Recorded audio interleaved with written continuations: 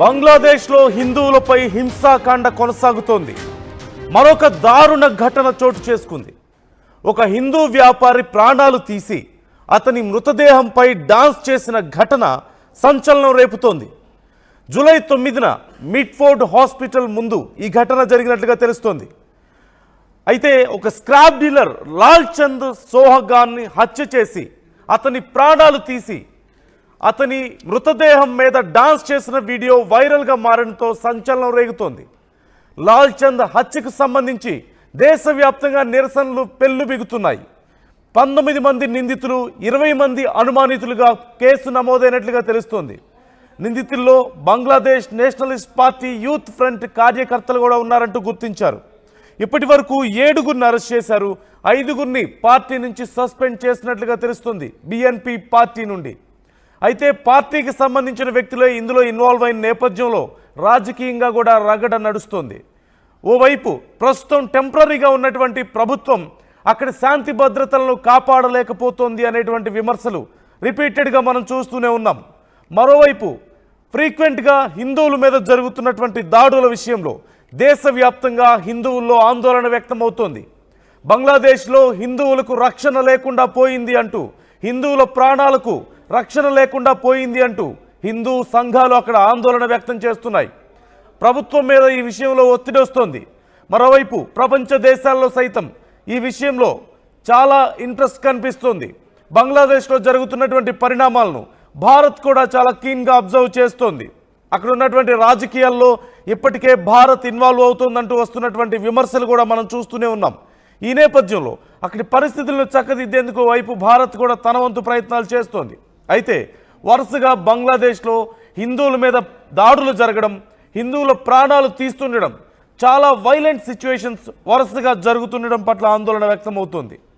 అక్కడ ఒక వ్యాపారిని కాంక్రీట్ దిమ్మెలతో మోది అత్యంత దారుణంగా అతని ప్రాణాలు తీసి అతను మరణించాడని తెలిసిన తర్వాత అతని మృతదేహంపై డాన్స్ చేశారంటే పరిస్థితి ఎంత దారుణంగా ఉందో, ఎంత విచ్చలవిడిగా ఉందో అక్కడ పరిస్థితి మనం అర్థం చేసుకోవచ్చు. ఈ నేపథ్యంలో ఆ మృతుడి చెల్లి కంప్లైంట్ ఇచ్చింది. 19 మందిని నిందితులుగాను, 20 మందిని అనుమానితులుగా, మరొక 20 మంది గుర్తు తెలియని వ్యక్తులను అనుమానితులుగా నమోదు చేసినట్లుగా తెలుస్తోంది. అయితే అక్కడ ఉన్నటువంటి party Bangladesh nationalist party youth front కార్యకర్తలే ఉన్న నేపథ్యంలో ఇప్పటికే వారి మీద కూడా యాక్షన్ తీసుకున్నట్లుగా తెలుస్తోంది. రాజకీయాల్లో ఉన్నటువంటి వాళ్ళు, రాజకీయ పార్టీలో భాగమైన వాళ్లే ఇలా హింసకు ప్రేరేపిస్తుండడం, హింసకు పాల్పడుతుండడం పట్ల తీవ్ర ఆందోళన వ్యక్తమవుతోంది. ప్రభుత్వంలో భాగమైన వాళ్లే, పార్టీ కార్యకర్తలే ఇలా వ్యవహరిస్తే ఇక సామాన్య ప్రజల పరిస్థితి ఏంటి అనే ప్రశ్న ఇక్కడ ఉత్పన్నమవుతోంది. ఈ నేపథ్యంలో దేశవ్యాప్తంగా, బంగ్లాదేశ్ వ్యాప్తంగా కూడా హిందువులందరూ కూడా ఆందోళన వ్యక్తం చేస్తున్నారు. గతంలో కూడా అనేక ఘటనలు చూసాం.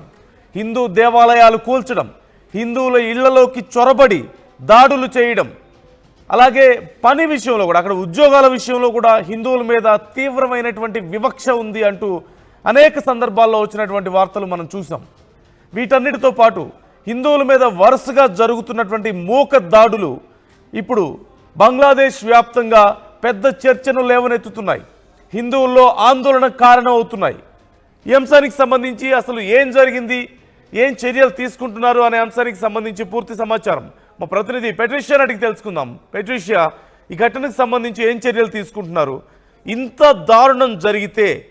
దారుణం జరుగుతుంటే హిందూ సంఘాలు మరి ఎలా రియాక్ట్ అవుతున్నాయి? ఎలాంటి చర్యలను వారు డిమాండ్ చేస్తున్నారు?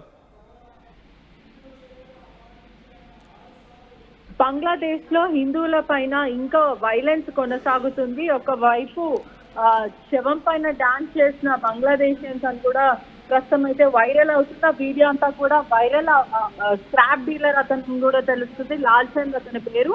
అతను అతి దారుణంగా స్క్రాప్ డీలర్ ని హత్య చేసి వరల్డ్ వైడ్ అంతా కూడా ఇప్పుడు చర్చనీయాంశంగా మారింది. దాదాపు 20 మందికి పైన సస్పెక్ట్స్ అయితే ఉన్నారు. 19 మెంబర్స్ అయితే అక్యూజ్. అంటే అంతమంది కలిసి ఒక వ్యక్తిని అతి దారుణంగా బండరాయితో మోది అతి రోడ్డు మీద ఈడ్చుకు వెళ్ళడం, ఆ తర్వాత నూరు పోగు లేకుండా అతని దుస్తులు మొత్తం కూడా చినగొట్టడం, ఇదంతా కూడా కూడా చేశారు. ఇప్పటికే ఒక హిందూ వ్యాపారి పైన ఇంత దారుణంగా హత్య చేయడము, కాంక్రీట్ తోని అతని మోది మరీ కొట్టి మరీ చనిపోయారు. దీనిపైన బంగ్లాదేశ్ అంతా కూడా ప్రస్తుతం చర్చనీయాంశంగా మారిన సిచ్యువేషన్ కనిపిస్తుంది. అదే కాకుండా మృతదేహం పైన దూకుతూ డాన్స్ చేస్తూ రచ్చ చేశారు. ఇప్పటికే బంగ్లాదేశ్ లో ఉన్న హిందువులందరూ కూడా సెక్యూరిటీ లేదంటూ కూడా తీవ్రమైన ఆగ్రహం వ్యక్తం చేస్తున్నారు. ఇదంతా కూడా ఒక హాస్పిటల్ ముందైతే జరిగింది. మిడ్ఫోర్ట్ హాస్పిటల్ దగ్గరనే ఈ ఘటన జూలై 9th రోజు జరిగింది. ఇప్పటి వరకు కూడా యాక్టివిస్టులు, బంగ్లాదేశ్ నేషనల్ పార్టీ యూత్ వాళ్ళు కూడా హిందువుల పైన అటాక్ చేస్తున్నారంటూ కూడా సమాచారం అయితే తెలుస్తుంది. అదే కాకుండా అనేక సార్లు హిందువుల పైన ఇటువంటి దుర్ఘటనలు జరుగుతూ ఉన్నాయి. ఏమాత్రం హిందువులకి భద్రత లేదు అంటూ కూడా అక్కడున్న హిందూ సంఘాలు కానీ అందరూ మాట్లాడుతున్న పరిస్థితి అయితే కనిపిస్తుంది. సోషల్ మీడియా అంతా కూడా ఈ వీడియోని కూడా వైరల్ చేశారని కూడా తెలుస్తుంది. వాళ్ళ సోషల్ మీడియా హ్యాండిల్ ద్వారానే ఇదంతా కూడా జరిగింది. అదే కాకుండా లాల్చంద్ సిస్టర్ కంప్లైంట్ ఇవ్వడంతో ఈ ఘటనను కూడా ఇన్వెస్టిగేట్ చేసి దాదాపు 5గురిని మాత్రం అరెస్ట్ చేశారని తెలుస్తుంది. దీంట్లో 4గురిని మాత్రము ఇంకా ఇప్పటికే ఈ తాత్కాలిక ప్రభుత్వం అయితే బంగ్లాదేశ్ లో ఉందో హింసను అరికట్టలేకపోతున్నారంటూ కూడా చెప్తున్నారు. అదే కాకుండా లాల్చంద్ సిస్టర్ కంప్లైంట్ మేరకు కూడా 19 members ని అక్యూజ్ గా 20 మందిని సస్పెక్ట్ గా పెట్టారు. దీంట్లో 5గురిని మాత్రం తక్షణమే అరెస్ట్ చేశారు. మిగతా కొంతమంది కోసం కూడా గాలింపు చర్యలు కొనసాగుతున్నాయని కూడా మొత్తం మీద అయితే తెలుస్తుంది. ఇప్పటికే అనేక మంది అనేక రకాలుగా మాట్లాడుతున్న పరిస్థితి కనిపిస్తుంది. కానీ ఇదంతా కూడా హిందువులని ప్రశాంతంగా బంగ్లాదేశ్ లో బ్రతకనివ్వట్లేదంటూ కూడా ఈ నెలలోనే దాదాపు అనేక ప్రొటెస్ట్లు చేసిన పరిస్థితి కనిపిస్తుంది. ఒకవైపు సేఫ్టీ అనేది అసలు హిందువులకి సేఫ్టీ సెక్యూరిటీ అస్సలు లేదంటూ కూడా కొన్ని మైనారిటీ కమ్యూనిటీస్ వాళ్ళందరూ కూడా బయటకు వచ్చి మాట్లాడే పరిస్థితి కనిపిస్తుంది.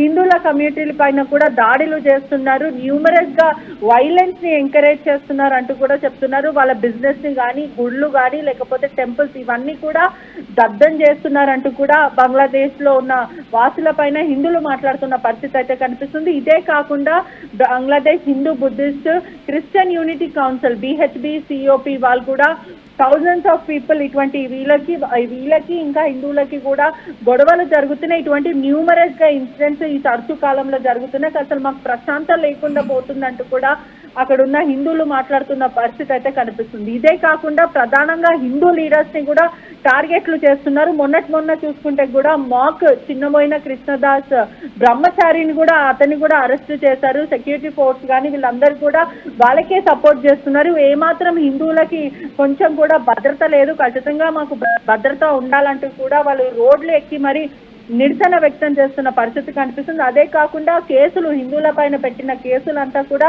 విత్డ్రాలు చేయాలి. అదే కాకుండా జస్టిస్ అకౌంటబిలిటీ అనేది ఉండాలి, మాకు న్యాయం జరగాలంటూ కూడా 4గురు బయటకు వచ్చి